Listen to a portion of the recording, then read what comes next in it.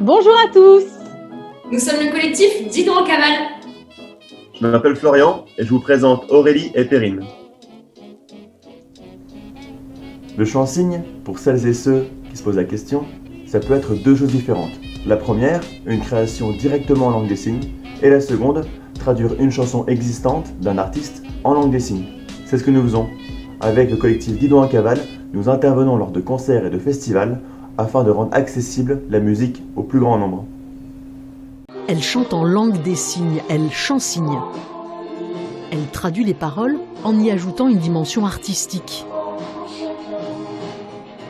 Ça va être des gestes qui peuvent être amplifiés, qui peuvent être beaucoup plus expressifs, qui peuvent être beaucoup plus marqués pour pouvoir faire ressentir, faire vivre l'émotion et aussi pour que les personnes sourdes puissent vraiment s'immerger dans le texte et vivre la chanson pleinement et l'univers de l'artiste aussi. Certaines chansons que je vais trouver extrêmement poétiques avec des rimes qui pour moi sont très importantes à reproduire en langue des signes. Donc on va essayer de trouver des configurations de mains similaires à la fin de chaque phrase, pour retrouver cet esprit de répétition gestuelle qui peut se rapprocher des rimes.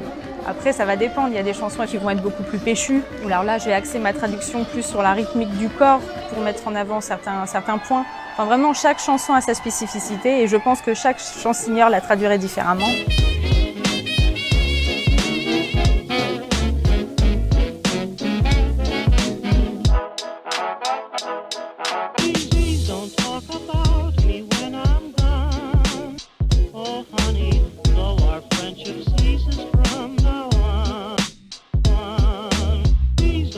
Ça n'a rien à voir avec la traduction que l'on fait en conférence ou dans des rendez-vous ou des réunions, où là on part d'un discours spontané, là on part de l'écrit et on ne peut pas traduire des rythmes sur le fait, c'est strictement infaisable. Et donc l'écrit est un gros travail. Chansigner le répertoire de ces artistes ne se fait pas en un claquement de doigts. Déjà, il faut les apprendre en français. Ensuite, il faut les traduire et les adapter en langue des signes.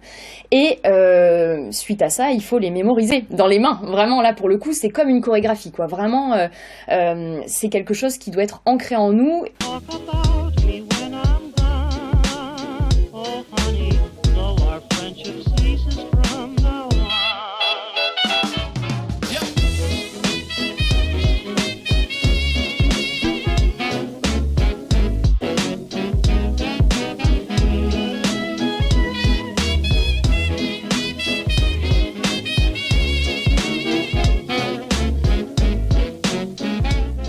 Il y a une prise de conscience générale de la société, quoi, vraiment d'inclure, d'être de plus en plus inclusif et de mettre tout le monde sur un même pied d'égalité. Ce qui serait bien, c'est que ces gens aient vraiment la possibilité, comme nous les entendants, de se dire j'ai tout ce panel-là, où est-ce que j'ai envie d'aller, qu'est-ce que j'ai envie d'aller de voir.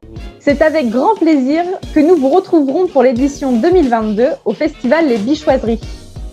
Et cela n'aurait pas pu voir le jour sans le prix projecteur de la Fondation Grand Ouest et nous vous remercions chaleureusement.